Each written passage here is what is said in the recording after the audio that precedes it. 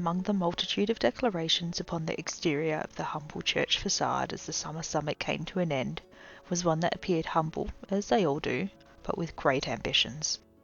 It honoured a man who had died alongside his brethren, a man who had perished fighting for a different realm in a land not his own, but of the Concord all the same, his bones interred into the earth of Wayland. And it called this man a paragon of the church. The greatest of all honours available to the Concordian Church is the title of paragon, recognising that individual as a great exemplar of virtue whose legacy should be studied and understood beyond their lives. But the path to paragon has only just begun, and should this valley folk be recognised, it will have ramifications for the entire Concord. Many hands make righteous work. The manner in which a Concordian can be recognised as a paragon is spelled out quite clearly. There are 7 aspects of a paragon, and common understanding has it that the individual should have at least 5 of them present in their life in order to be accepted. There is Voyager, the proof that the individual has passed through at least 2 of the 6 spheres, identifying an empowered soul whose journey is sacrosanct. Benevolence, the proof that the individual brought great growth and change to their people, saving lives and souls, greatly improving the lives of those they knew and those they did not. Inspiration, the lasting impact of the individual upon the world, began while they were alive that continues to reach on beyond them, continuing their work through the hands of others. Miracles, the divine power of the individual to change the world directly through the acts of superhuman strength, divinity, or skill. Pilgrimage, the knowledge that the individual has travelled far in their life, visiting holy sites, spreading the faith and sharing their knowledge beyond their homeland. Salvation, showing that the individual saved the souls of the heathen, that they brought the knowledge of Nicolo to the dark places of the world and treated with non-believers. And finally, legacy, that the actions of the individual are represented in the world in objects, words and structures beyond them, not just in the memories of others, that they have left a physical mark upon the world that manifests as their legacy. The task of proving these points, their validity and their divinity, falls to one man, Jacques de Zizou, priest of Servetas and anarch from the City of Legends. It was his hand that originally penned the motion, and so it is on his shoulders that the onus of proof is placed. Jacques has the remainder of the year to present a full set of proofs to the Council of 6, and hope that he can rally enough support to achieve a full vote in favour, 6 high priests supporting his claim. But he does not need to carry this burden alone. Servetas shows that anything worth doing is worth doing together. Game information. There will be additional information and decisions on the requirements to confirm Halig of Alfwen's paragon status for the Council of 6, the High Priest individually, and Jacques de Zizou. The pursuit of Halig's paragon status will be a difficult task that will need support. Characters interesting in being part of the pivotal movement in Concordian history, if it is successful, are recommended to seek out the High Priest or Jacques de Zizou himself. For clarity, Jacques de Zizou, or a priest he chooses in writing, must present a well-reasoned argument that Halig of Alfwen's is a paragon using the doctrine of the Church. This argument should be written, ideally, and must be presented to the Council of 6, where it will be approved if it receives a unanimous vote in favour by the High Priests. If Jacques or his proxy is a High Priest, their vote will still count. A reward shared in common. In the camps turned villages in the valley, Servetas holds across the Concord and in the hearts of many. This is wondrous news. A Concordian hero being heralded as perhaps a new paragon adds legitimacy to the faith in the eyes of its followers, racked by uncertainty following the schism of 221. But it also brings glory to the valley folk and the priests of Servetas, one that the mountain folk being raised up and by the hands of his brethren is proof of their righteous ways. Among the valley folk, it does good to see that one of the retreated, those unfortunate people who had their ancestral home torn from them, is one so honoured. It proves to the valley folk's soul that their metal and worthiness is more than the stones in the earth or the gold in their coffers, but something uniquely valley folk in its nature. Should the status be confirmed, it would rain down from Klidfrausen Festival, carvings of a harsh man with a short beard etched in stone and iron. On a wider front, the faith of Servetas is reconfirmed. Hardly a weak faith in the time that has forged the Concord, the sphere of imperial wisdom has seen wax and wane. Among Concordian heroes it was unfortunately overrepresented in the sect that withered alongside the death of its reeve, with other great gravers dying alongside Halig, in the conflict with the bear, or drifting away perhaps in grief.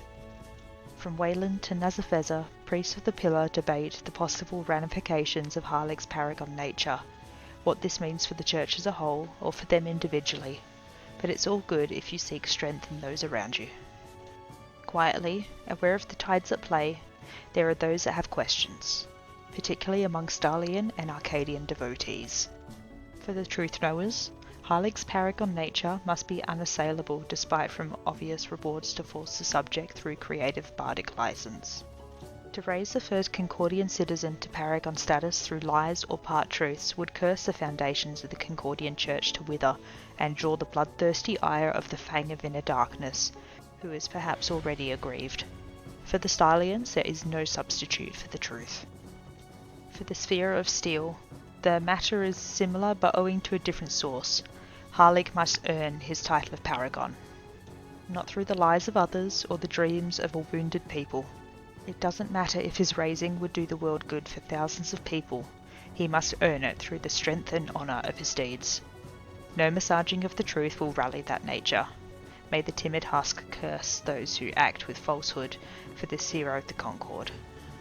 And so the Concord is split into those perhaps counting their blessings too early, and those with critical hearts set on a true test. Game information. There are likely many boons to be given if Halig's paragon status can be confirmed, although this is likely due to his role as the first Concordian paragon, as opposed to Niccolo van der Meer, who has already been confirmed, and shouldn't be expected as the norm. These boons will be particularly strong for the Iron Valley, the war effort in Brothersley, priests of Servitas, and gravers. Those people who embody multiple elements listed will likely see the greatest boon. Priests of Servitas should feel overjoyed at the proposition, and unless your views particularly clash with Halig's, would likely support it. Priests of Anarch are split. A new paragon represents change and growth, particularly for the church, but the shadow of flames holds no warmth, so the desire to consider yourself changed may push people into utter falsehoods. If Halig's legacy can face challenges, then it is true. Priests of Arcadian are critical. They are the test of Halig and will see if his soul is iron, but they are also prepared to be his champion. Should the valley folk, known for a skull on his belt and an opinion on his steel tongue, be proven true, then he will already be great without their help. Priests of Lumos are split. The new paragon is a great hope and represents a shining light to the valley, but Halig was a staunch conservative voice in many things. Was he truly a man who left this world better than when he arrived? Priests of Panoply are often supportive. Even if Halig was a falsehood, the fact that his legend merits consideration is a proof of ambition, proof of power, and proof of glory. Halig left a hole in the world big enough that some of the church seeks to fill it with accolades. That cannot be denied, and should be emulated by any who know it. Priests of Stahlia are critical. They see this not as a test of Halig, but as a test of the Concord and the church. There is the weight of history, love, gold, and glory pushing down on this scale, threatening to give her home to the falsehoods, no matter how well-meaning. They must be the starlight that reveals the truth, no matter how it cuts. All of these perspectives are generalities, and how your character feels may be affected by a wide variety of factors, not the least of any interactions they had with the prominent graver. They should be taken as jumping-off points for any priest or devoted layfolk. The shadow of a man. In all of this, Halig has already been lost. The unbroken chain has fallen, its members drifting away to the spheres or into their grief. The image that Halig casts upon the world is less important than the glow of his possible human divinity. It washes out a life lived harshly, with steel in hand. For many in the Concord, Halig was a decisive figure, the first to criticise the Senate, although he jockeyed for that position alongside the humble dock worker.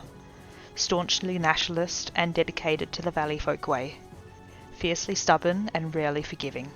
He embodied the bloodied stone, the oath warg, and the so speaker. Hardly the most kind and enheartening of the Servitas beings. The legacy of Halig may well be the thing that leaves the longest impact, particularly after it has been examined by the greatest of the Church. But while the initial glories and joy may manifest in one manner, seasons will change. His mark on the world over the years may have more to do with his hardline stance on the Valley winning back its lost homelands, the harsh punishment of oath-breakers, and doggedly holding your political leaders accountable to the point of violence. Game information. Were Halig to be named a paragon, it is likely there would be reflections of this in the nature of the Valley folk and the followers of Servitas at large. While the Church could take steps to moderate this, these reflections would be of Halig's nature and legacy as a priest. These may manifest as boons, goals, or even challenges for priests, Valley folk, or the Church as a whole. And that concludes my reading of Halig of Alfwen's Wall, the first Concordian paragon. Thanks for being here, and I'll see you next time.